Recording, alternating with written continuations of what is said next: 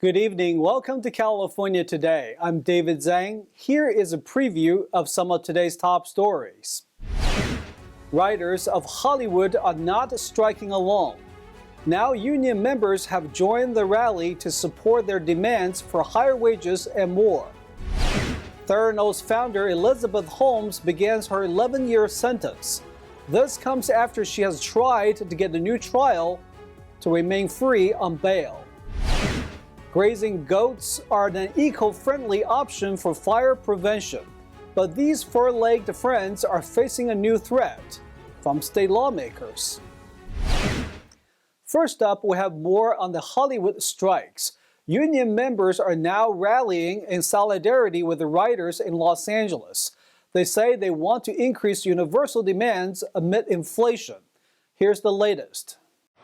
Hundreds of union members rallied in downtown Los Angeles last Friday in a show of unity with striking writers. Organizers said the participating unions represented more than 200,000 workers with collective bargaining agreements also due to expire in 2023. The union represented members from the tourism and hospitality industries, teachers, logistic workers, and public employees. I don't think the end of 2023 is going to be the end of it. I think that right now we're seeing the rise as large in a labor movement in America since the 50s, and it's only going to continue to grow as long as workers aren't being given safe working conditions, fair wages, and being able to live in the country that they work in. So as long as workers, whether or not they're union, are getting a fair share, we're going to continue to see a labor movement happen.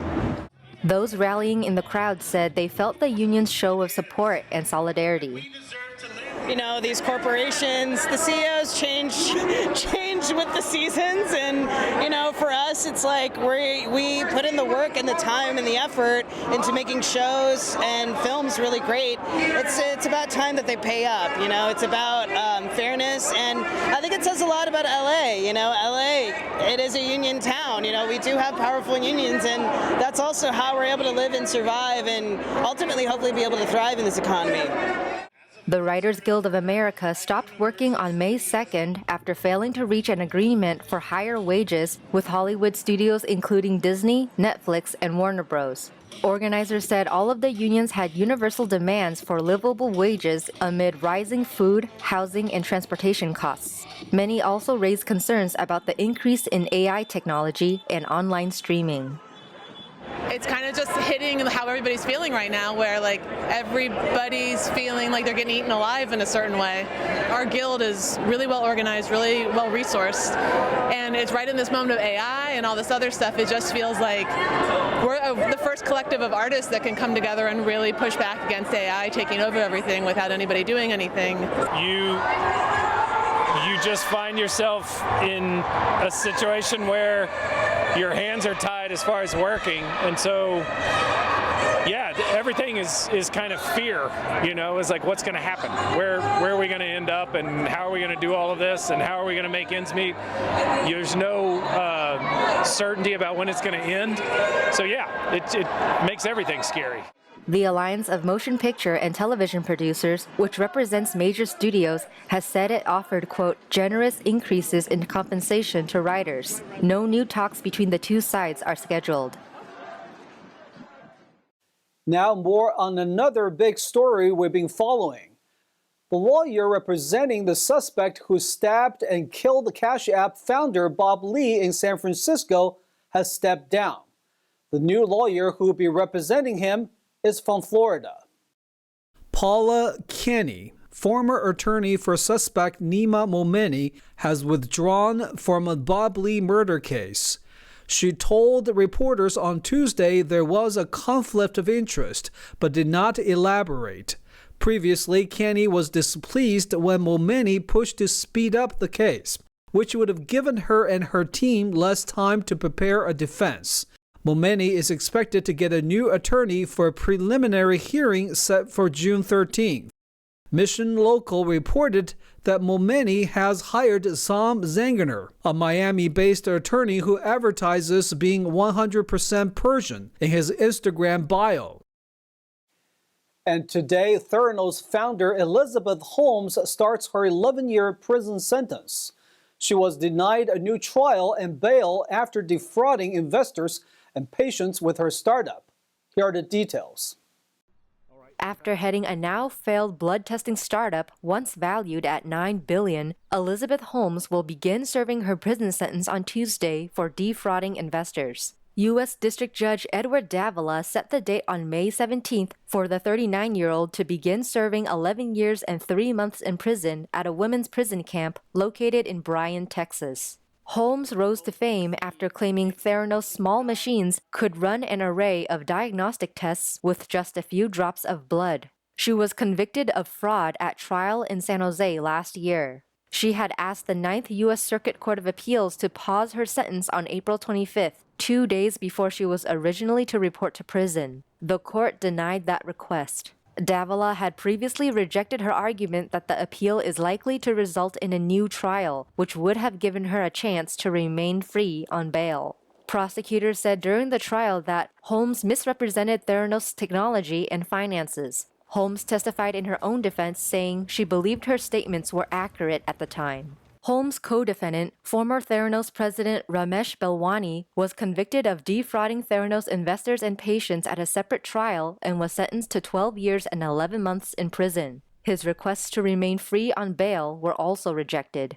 Forbes dubbed Holmes the world's youngest female self-made billionaire in 2014 when she was 30, and her stake in Theranos was worth $4.5 billion.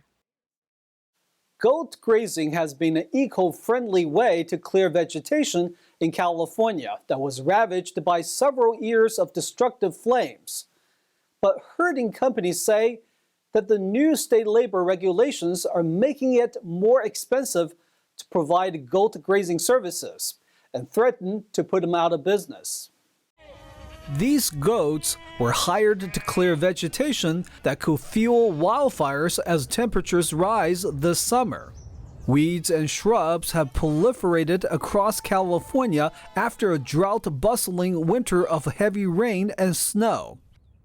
We have our goats grazing some of the tall grasses and weeds that could potentially be fuel for wildfires. So we're working to graze those and essentially mow those down to reduce the fire risk for the upcoming dry season.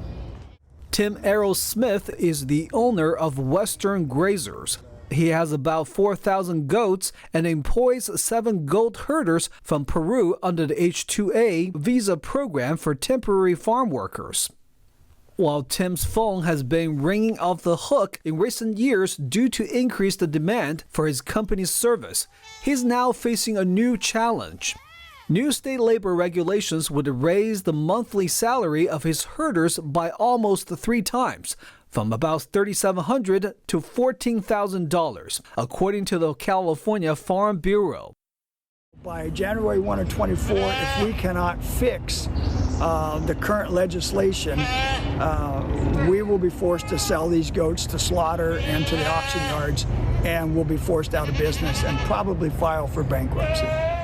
Companies have historically been allowed to pay goat and sheep herders a monthly minimum salary rather than an hourly minimum wage, because their jobs require them to be on call 24 hours a day and 7 days a week. But legislation signed in 2016 now entitles them to overtime pay. It effectively boosted the herders' minimum monthly pay from around $1,900 in 2019 to $3,700 this year. So far, the herding companies have passed along most of the increased labor costs to their customers. While the state of California is funding these measures, I think it also has a responsibility to make sure that the workers who are associated with it aren't being abused, that they're not being taken advantage of, that they, in fact, are being treated fairly. But in January, those labor costs are set to jump sharply again. Goat herders would be entitled to ever higher pay, up to $14,000 a month. Errol Smith says his Peruvian herders have legal work status and are paid about $4,000 a month. Having to pay over $10,000 per worker is just not realistic and would essentially mean the end of his business. What's at stake for the public is your house could burn up because we can't fire mitigate. I mean, thousands of structures have burned in fires. Millions of acres have burned. Hundreds of millions of dollars has been spent on putting out fires. Very little has been spent on fire prevention. Meanwhile, if no actions are taken to change the law, it's set to take effect on January 1st, 2024. We'll take a short break now, but here's a look at what we have for you when we come back. Homelessness in one Bay Area city is dropping. The mayor says he hopes the trend continues as the city plans for more affordable housing. LA County plans to resume a COVID-era policy, namely zero bails. This allows people accused of certain crimes to remain free without having to pay a bond. And a Northern California town held a beacon lighting ceremony in honor of Memorial Day. We'll have more on the event and its significance. Those stories and more coming up on California Today.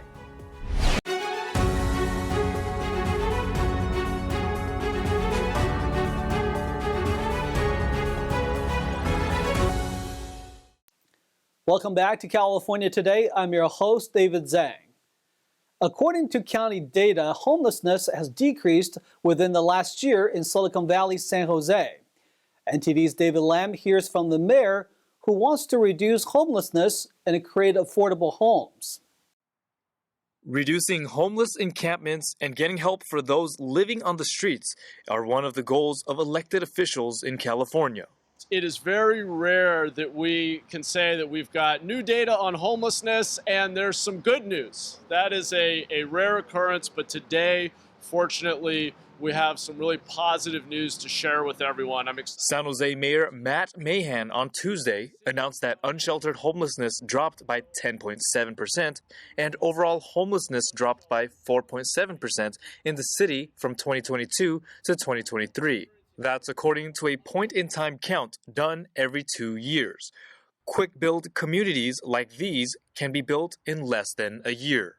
Once somebody is stabilized and has their own room with a door that locks and has that safety and privacy and stability, what we find is that we can then help them get on a plan or a program for improving their situation. So that could include drug treatment, counseling, job training, job placement, holding down a job long enough to save money to be able to go afford rent somewhere. Proposing for fast and cost-effective solutions in his June budget, the mayor wants both short-term and long-term solutions with a focus on immediate action.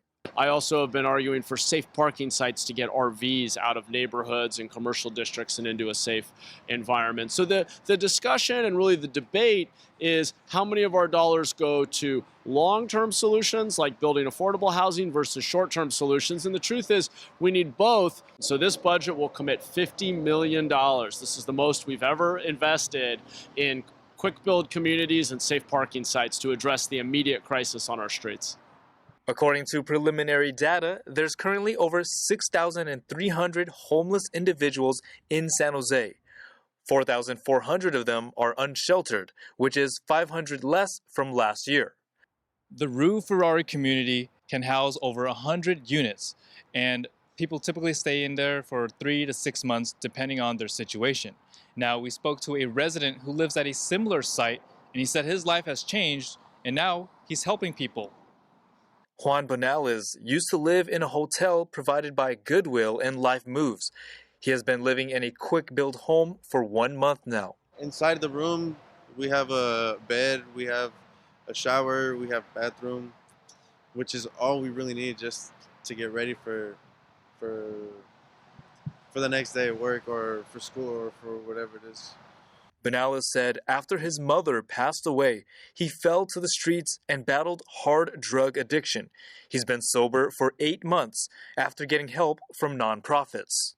In order for me to be there, of course, I had to show that I wanted to change my lifestyle. I had to stop doing drugs. I needed to test. I needed to take a drug test. I needed to test negative, and I needed to constantly go to work. I have a 2-year-old son. and he's the biggest motivation I have right now. He's what I live for. But unfortunately, I haven't seen him for 8 months because his mother moved out from the last place where she was living at. She changed her number. So the only way that I can eventually see my son is by doing good, you know, by changing the way that I used to live. With nearly 1 million residents, San Jose is the largest city in the Bay Area. The mayor and elected officials' budget plan is scheduled to be voted on in June. Data for other cities in the county are expected to be released later this year. In San Jose, California, David Lamb, NTD News. Speaking of crimes, zero bail is a concept where people are let go before an arraignment without requiring to pay a cash bail. And Los Angeles County plans to resume this COVID-era policy following a recent court ruling. Los Angeles County reinstated its zero bail policy on May 24th. Zero bail has been a controversial topic in California.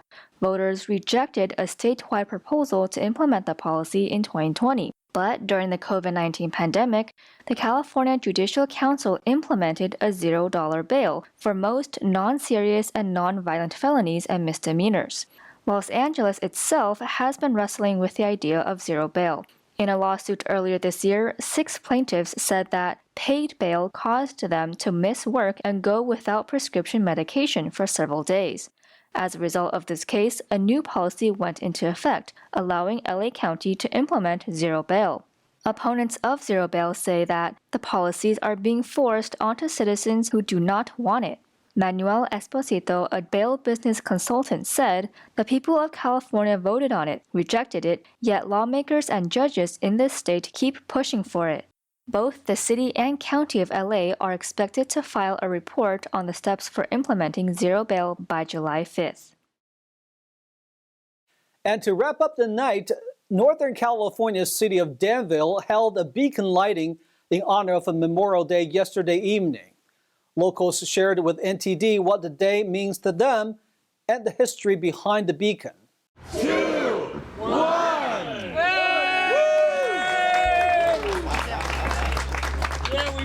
This is Memorial Day, Danville Memorial Day 2023, to light the beacon on Mount Diablo in memory of all the soldiers that have lost their lives over the years. So on top of Mount Diablo is a beacon that was there from the 20s. It was built by Standard Oil to help their ships navigate. But then we were attacked at Pearl Harbor by the Japanese, and a few days later they turned off the beacon so that the coast would be all black in case there was other attacks coming. And the beacon remained turned off for many, many years until finally, I think in the 1960s, one man who worked at the park rebuilt it and put it back together, and they began to turn the beacon on once a year on December 7th in honor of Pearl Harbor Day. February 22nd, 2022, we held a meeting here with elected leaders, with state parks, with Save Mount Diablo and veterans organizations, and a proclamation was signed that the beacon on Mount Diablo would be lit on Pearl Harbor Day, Memorial Day, and Veterans Day, starting in 2022 and every year thereafter. In the home, in the land of the I just love that I get to be singing for the veterans, and it's so exciting and such an honor to be there and sing for the veterans. If we didn't pass on the gratitude we have for freedom, then they wouldn't have anything to remember them by, or people who were celebrating the lives that they have sacrificed on behalf of all of us. I give thanks to all those who have stood their ground to defend freedom, democracy, and human dignity, and we thank you as a community, and we thank you as a nation. As we observe Memorial Day, let us remember those who have served and sacrificed for our country. May their sacrifices never be forgotten and their legacy live forever. Let us honor their memory and be a part of their legacy by living our lives with purpose and meaning, condemning less, commending more, and helping our whole community by serving one another. Thank you, and God bless America. Now let's check in with NTD's Carlos Reyes for our sports roundup.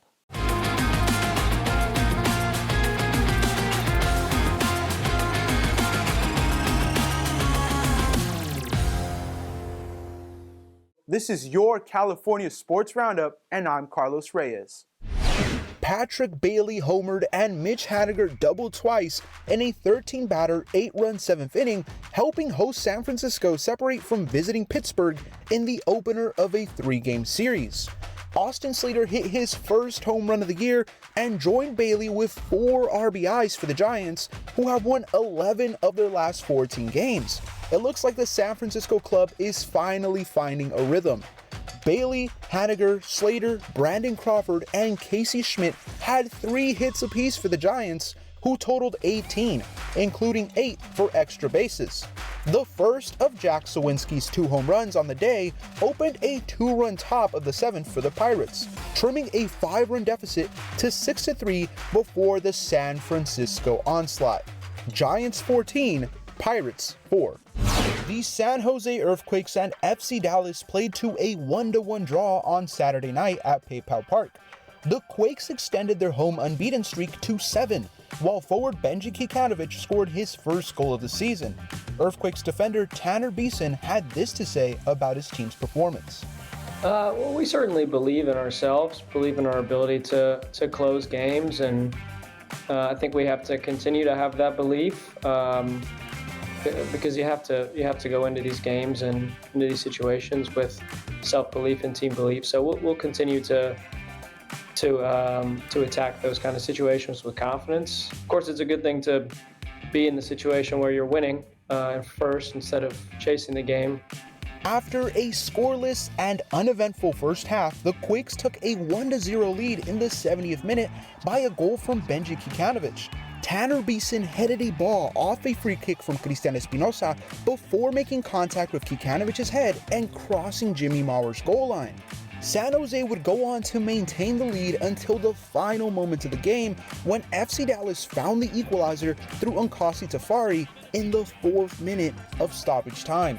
The Quakes will now prepare for 2 road matches next week, first facing Seattle Sounders on Wednesday, May 31st. And Major League Soccer has finally awarded its 30th team to San Diego, with the club set to make their debut in 2025 under the ownership of entrepreneur and investor Mohamed Mansour.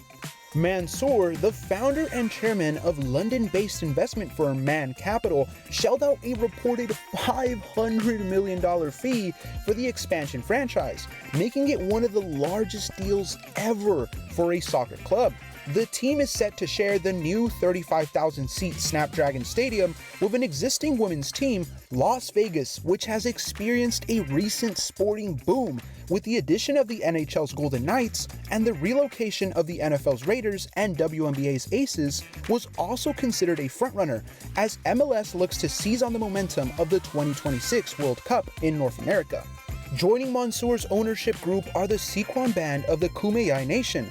Adding some star power to the ownership ranks is the San Diego Padres' 6-time All-Star, Manny Machado. That is it for today's Sports Roundup. Thank you for watching. I'm Carlos Reyes.